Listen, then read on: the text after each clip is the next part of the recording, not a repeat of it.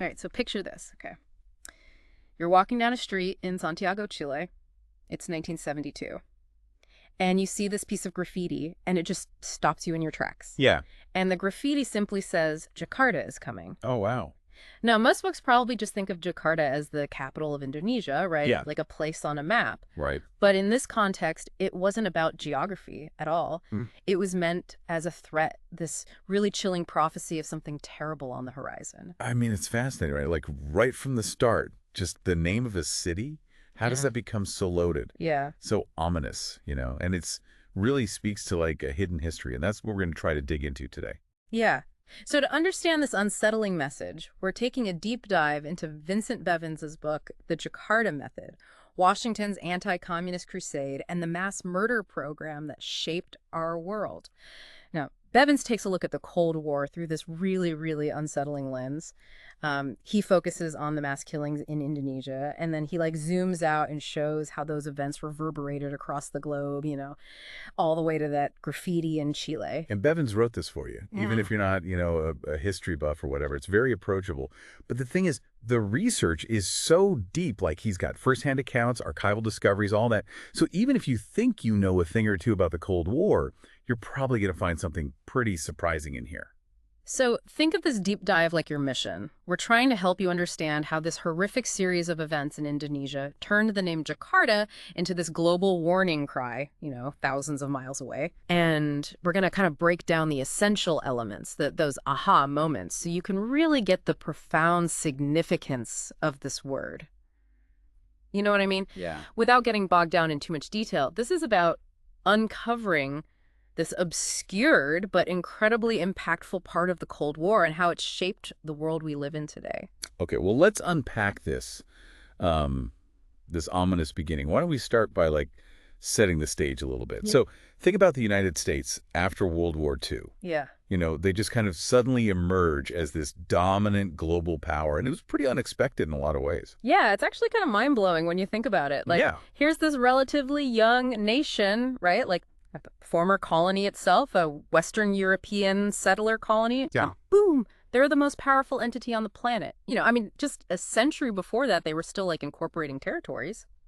Meanwhile, their European counterparts, they've been playing this global power game for centuries. Yeah, and it's so important, I think, to remember these contradictions, right? Yeah. At the heart of this rising power. I mean, the U.S., they championed these ideals of revolution and democracy, Right. But at the same time, it was and is a society built on white supremacy. Yeah. And the displacement and killing of the native population across the Americas, Mm-hmm. I mean, that was genocide on an immense scale. Some estimates go as high as 50 to 70 million indigenous deaths. It's a jarring contrast, these lofty ideals existing alongside this just brutal reality. Yeah. And, against this backdrop, we see this really rapid escalation of anti-communist rhetoric in the U.S. Yeah. Even Truman, who was president at the time, he was a radical, but even he was getting attacked by Republicans for being soft on communism. And this really fervent anti-communism that we see, this wasn't just based on ideological opposition, although that was definitely there. I mean, there was also this widespread belief that the Soviet Union was going to invade Western Europe. Right. And people were really buying into this idea of a global communist revolution orchestrated from Moscow. Mm-hmm. So any communist presence anywhere, no matter how small, was viewed with this intense suspicion. They were just waiting to be activated by Moscow to carry out these secret plans for subversion. Yeah. I think it's important to point out that communism at the time, it wasn't the single unified entity, right? Even within Marxist movements and the Comintern, which was basically this organization that was set up by the Soviet Union to promote communist parties worldwide. Right. Even within that, you had these vastly different approaches. So you had groups like the German Social Democrats who rejected violent revolution. Right. And even Mao Zedong in China, he initially supported the Nationalist Party. Exactly. And Mao, following Stalin's directives, initially, he was actually instructed to support the, quote, bourgeois nationalists. Oh, wow. Right. They were supposed to play this secondary role in the development of, capitalist China. That was the plan. But things went horribly wrong in 1927. Chiang Kai-shek unleashes this white terror. It was this brutal crackdown and resulted in the massacre of over 1 million communists, peasant leaders, labor organizers. Wow. And it's interesting because Stalin's strategy in Eastern Europe, which he considered his own sphere of influence, was quite different from what he had initially envisioned for China. Yeah. It's also important to remember that there were actual communists within the United States itself. Absolutely. I mean, they were active in labor unions, in Hollywood, even in some government circles. The Communist Party USA, while never a majority, they had a lot of black members, Jewish members. They were, popular in the 1930s. But then after World War II, it was like a complete 180. They were completely ostracized. And this wasn't just this spontaneous outpouring of public fear or whatever. Yeah. It was very much a top-down phenomenon. McCarthyism especially. This was driven by the presidency and particularly the FBI under J. Edgar Hoover. I mean, this guy had been tracking suspected radicals for decades. So you have this intensely anti-communist atmosphere in the U.S. And that's the context in which these events in Indonesia are going to unfold. Okay, so let's turn our attention now to Indonesia itself. So after the Dutch were finally expelled in 1949, the new nation of Indonesia, the U.S. saw them as potentially willing to suppress communists within their borders. Right. And this is where we get this idea of the Jakarta axiom, right? Exactly. So under Truman, U.S. foreign policy starts to see Sukarno's Indonesia as like this key example of an anti-communist and anti-colonial force. And so Jakarta, the capital, right, becomes symbolic. And this leads to what the Cold War historian Odd Arnwestad called the Jakarta axiom. It was this tolerance for neutral third world nations, but only if they were demonstrably anti-communist. So basically, the U.S. was willing to overlook a nation's non-alignment as long as they were staunchly against communism. But this wasn't always so simple, right? Like, the U.S. itself had been a colony, and these newly independent nations, they were kind of wary of the U.S. They saw them as a potential new form of colonial power. Oh, yeah, absolutely. And it's fascinating. Eisenhower's really apprehensive about aligning with France and Vietnam. France was trying desperately to hold on to their empire there. Yeah. But Eisenhower recognized that this would look really bad, like the U.S. siding with a colonial power. Right. And Nehru, the leader of India, he made this really insightful point. He said that communism offered people in the developing world something to die for. Whereas the U.S., he said, they seem to be offering only the status quo. That's a really powerful way to put it. Okay, so you've got the U.S. trying to navigate this complex new world order, balancing this fierce anti-communism with a rise of these independent nations. So what kind of tactics were they using in these early Cold War years? And this is where the CIA really starts to enter the picture, right? Yeah, big time. So let's talk about Frank Wisner. He headed up this new covert operations unit. It was called the Office of Policy Coordination, or the OPC. So within the U.S. government, there was this kind of division of labor. One part focused on gathering intelligence, and the other was focused on what they call the rough stuff, secret actions to influence world events. And Wisner was in charge of that side of things. Got it. And initially, their main focus was on building spy networks in Western Europe, preparing for a potential Soviet invasion. And they even tried to infiltrate the Soviet Union itself. They even recruited former Nazis in Germany for this. Really? Yeah. I mean, the logic was, however, questionable that these individuals were fanatically anti-communist. But these efforts to penetrate Soviet territory, they largely failed. As Bevins puts it, Soviet territory turned out to be mostly rock solid.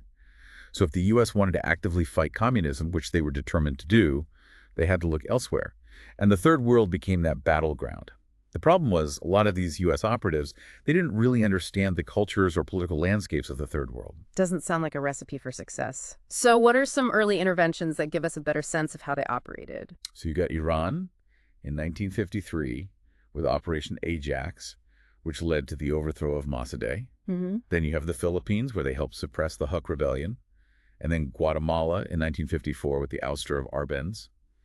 And it's interesting, Bevins points out that a small Indonesian communist newspaper, it actually gave more accurate account of the events in Guatemala than the New York Times. Wow. Right. And this highlights this pattern where U.S. actions are often misrepresented or downplayed in the Western press. It really makes you think twice about the narratives we're often given. Yeah. Okay, so with all that in mind, this rising U.S. power, the intense anti-communism, the CIA's early covert actions. Let's go back to Sukarno's Indonesia. What was the political situation there in the years leading up to 1965? Well, early Indonesian nationalism, it was really diverse. You had Sukarno, the PKI, which was the Indonesian Communist Party, but you also had these significant Islamic groups. And the PKI itself, they had a history of anti-colonial and anti-fascist activity. And sometimes they even defied directives from Moscow when they thought it was in Indonesia's best interest. That's really interesting. Right. So Sukarno himself, he seemed to be trying to forge this unified national identity. And Indonesia, as we know, is just incredibly diverse. The adoption of Bahasa Indonesia as a neutral national language, that was a big deal, right? Huge. I mean, Sukarno really envisioned this national unity that would transcend ethnic and religious divides. And he was very much a left-leaning third world nationalist, more of a visionary leader than a meticulous administrator, which is something that Howard Jones, the U.S. ambassador, came to realize. Jones actually recorded Sukarno saying, "I am a nationalist, but no communist," even though other U.S. officials were super skeptical. And this is around the time of the Bandung Conference in 1955. That feels like a really important moment for all these newly independent nations. Hugely important. Sukarno and other leaders like Nehru, they wanted to create this different kind of nationalism, one that wasn't rooted in race or language, but in the shared experience of anti-colonial struggle, Yeah. and the pursuit of social justice. So the Bandung Conference, it gave them this platform to kind of unite around these common goals: combating racism, achieving economic sovereignty. They wanted to advocate for fairer terms in the global economic system, reduce tariffs on their goods, and also they wanted the right to implement their own tariffs to try to, foster domestic development after centuries of exploitation. So they were really striving for genuine independence, not just political, but economic as well. Absolutely. And it's interesting, both North and South Vietnam participated in the conference. Oh, wow. This was before their eventual reunification. Yeah. But it highlights this period of, relative coexistence. And this is interesting because Kennedy, who was a senator at the time, he offered a different perspective to the typical U.S. approach. He argued that American foreign policy should be judged by how it responds to imperialism, how it supports people who are striving for freedom. And that's a much more nuanced view than just seeing everything through the lens of anti-communism. Absolutely. So you have Sukarno, he's trying to balance all these different factions, including this growing Communist Party. And the U.S. is viewing everything through this really rigid anti-communist framework. It really does feel like a collision course. Yeah, it does. So were there any direct U.S. actions taken against Sukarno during this time? Yeah, actually there were. So in 1958, the CIA launched this covert operation in Indonesia. Yeah. And they modeled it directly on the coup in Guatemala. They were supporting these regional rebellions. But the operation failed. The Indonesian army put down the rebellions, but it actually ended up strengthening the army's power within the country. So it seems like these interventions often backfired in unexpected ways. Often, yeah. And how did Sukarno react to this? I mean, he must have felt betrayed. Absolutely. He felt deeply betrayed. And Bevins points out this really interesting thing.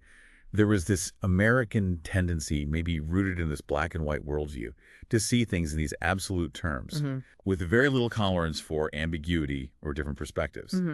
And since Indonesia wasn't fully aligned with the U.S., they were increasingly seen as being on the other side. Right. And so Indonesia, they start looking for economic and military assistance from the communist bloc after their attempts to get help from the U.S. failed. Okay.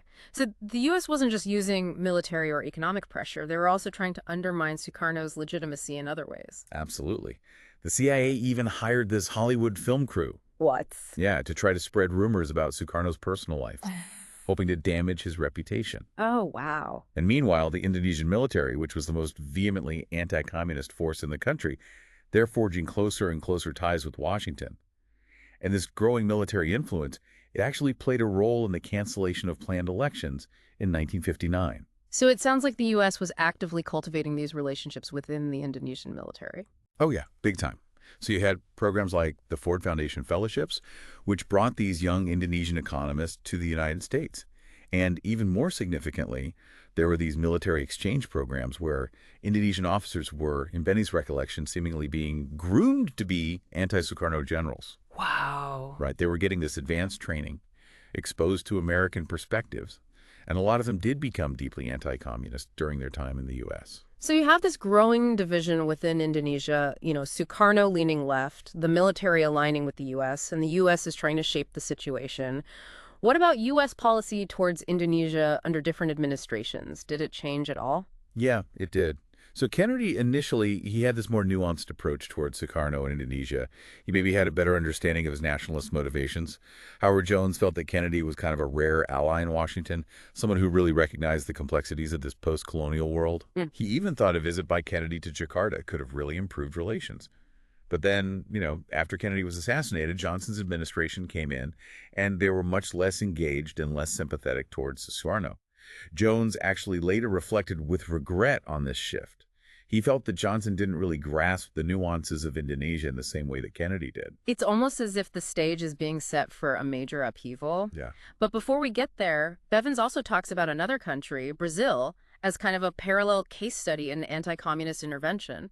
So why is Brazil so important in this story? Okay, so Brazil in the early 1960s, the U.S. is watching, and they start to see Brazil as, quote, wobbling away from their sphere of influence. Okay. And as the largest country in Latin America, this is troubling to both, North American and Brazilian elites.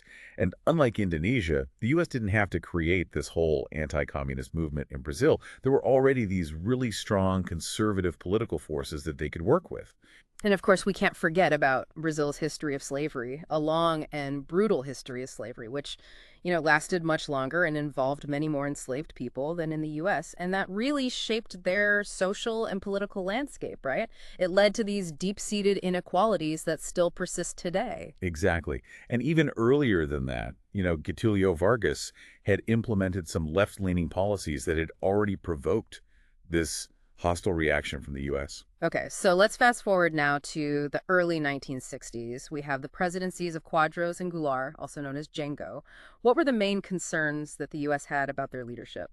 Well, both Quadros and Goulart, they were pursuing these more neutral foreign policies. They were showing these left-leaning tendencies that were really starting to worry the U.S. And Kennedy's administration, they became particularly hostile towards Goulart. They saw him as this guy who was basically opening the door for communism in Brazil. And it seems like the U.S. was using similar tactics in Brazil as they did in other places where they saw this communist threat. Oh, yeah, absolutely. So CIA funding starts flowing into Brazil, supporting the organizing of farmers and labor groups under these covert operations. The U.S. military, they did this counterinsurgency assessment that recommended training for the Brazilian army. Right. It's really important to point out, though, that despite all the narratives that were being pushed by the right at the time, there wasn't really any significant Soviet support for Goulart and the Brazilian left. So it sounds like the narrative of a major Soviet-backed communist threat was being exaggerated, at least in Brazil. So what about the internal political forces? Were there any key figures who are actively working to destabilize the situation? Yeah, so Carlos Lacerda, he's a really key figure here. He had actually played a role in the downfall of both Vargas and Quadros, and he was now accusing Goulart of plotting a coup himself. And it's interesting, the Brazilian Communist Party at the time, they were actually following directives from Moscow. They were advocating for a united front with the national bourgeoisie against imperialism. They weren't trying to take the lead, which is actually similar to the strategy that Stalin had pushed on Mao in China decades earlier. And this Intento Comunista of 1935, this keeps coming up in discussions of anti-communism in Brazil, right? It does. And this was this failed and relatively minor communist uprising, but it was blown way out of proportion in Brazilian anti-communist propaganda. Yeah. They painted it as this major coup attempt. The reality was that only 2 soldiers died in combat, and despite the propaganda, there's no evidence of anyone being killed with daggers. But this image of communists as these violent subversives ready to strike from the shadows, it became this really potent symbol that was used to justify anti-communist actions for decades. So you have this manufactured fear of communism being stoked in Brazil, and at the same time, the Brazilian military is strengthening its ties with Washington. Exactly. And the U.S. actually had its largest military missions in Brazil, and Brazilian officers were regularly being trained in the United States. And Goulart's decision to reestablish relations with the Soviet Union in 1961, that was seen as a major provocation by the military. Yeah. And you have these far-right groups like the Movimento Anticommunista, which many believe were funded by the CIA. They were plastering Rio with anti-communist graffiti. Wow. So military opposition to Goulart is intensifying, fueled by this anti-communist ideology and this belief that a communist revolution was imminent, even though there's no real evidence to support that. Okay, so we've talked about the U.S. approach to the Third World, this pervasive anti-communism, the situation in Indonesia under Sukarno, the parallel case of Brazil. Let's now dig into how all of these factors culminated in those horrific mass killings in Indonesia in 1965. Okay, so the situation in Indonesia is becoming really precarious. Sukarno's forging closer ties with the PKI and the Soviet Union. Hmm. Meanwhile, the military is strengthening its relationship with the U.S., particularly through programs like Kennedy and Johnson's Civic Action Program. And Sukarno was very opposed to the formation of Malaysia, right? He saw that as a neo-colonial project orchestrated by the British. Exactly. And Howard Jones, the ambassador, he understood Sukarno's perspective on this. But Sukarno ended up overestimating his leverage. His stance alienated some within the non-aligned movement, and a lot of people felt he was miscalculating. But Sukarno, he saw the creation of Malaysia as a genuine threat to Indonesia's territorial integrity, especially in light of past assassination attempts and suspected U.S. involvement in bombings within Indonesia. And with Johnson taking a less sympathetic stance towards Sukarno than Kennedy, it seemed like U.S. support was waning. And Howard Jones, who had been a key advocate for understanding Sukarno's position, he eventually leaves his post. Yeah, and as Jones is getting ready to leave, he has this really significant private conversation with State Department officials. He basically suggests that an unsuccessful coup attempt by the PKI might actually be the most effective way to reverse the political trends in Indonesia. It's really chilling in hindsight. It really is. And amidst all of this high-stakes political maneuvering, you have the lives of ordinary Indonesians, people like Sukarno, Magdalena, and Benny. These individuals with their own hopes and dreams, and they're completely unaware of this impending catastrophe that's about to shatter their world. And their personal stories, I think, really remind us of the human dimension of this really complex history. Yeah. And the immense human cost of these global ideological struggles. Then we get to the night of September 30th, 1965. What exactly happened that sparked this horrific wave of violence? So very late on September 30th, this movement, which later became known as the September 30th movement, they kidnapped and murdered 6 high-ranking generals. And the exact planning and goals of this movement, it's still debated by historians. There are a bunch of credible theories. What we do know is that the movement was within the Army itself, and initially the Air Force, the Navy, and the National Police weren't involved. Though the Air Force did later express support, the movement also lacked the kind of equipment you'd typically see in a coup, like tanks. And their communication was pretty limited. And General Suharto's response was incredibly swift and decisive. Yeah. Within 12 hours, the movement was pretty much crushed. And the Army, now under Suharto, who was very right-wing, they had basically seized control of the country. Suharto immediately starts constructing this anti-communist narrative. He draws these parallels to the exaggerated accounts of the Intentona Comunista in Brazil. The PKI is demonized as kafir, infidels, and there are these widespread calls for their extermination. And the Indonesian army even had its own name for this operation, Operasi Penupasan, Operation Annihilation. And what was the U.S. reaction to all of this? Well, initially they were a little cautious about openly supporting the army, but they were definitely aware of what was going on. And within a couple of weeks, the White House authorized the CIA station in Bangkok to start providing small arms and medical supplies to their military contacts in Central Java. Wow. And tragically, Frank Wisner, who's behind so many early covert operations, he actually died by suicide around this time.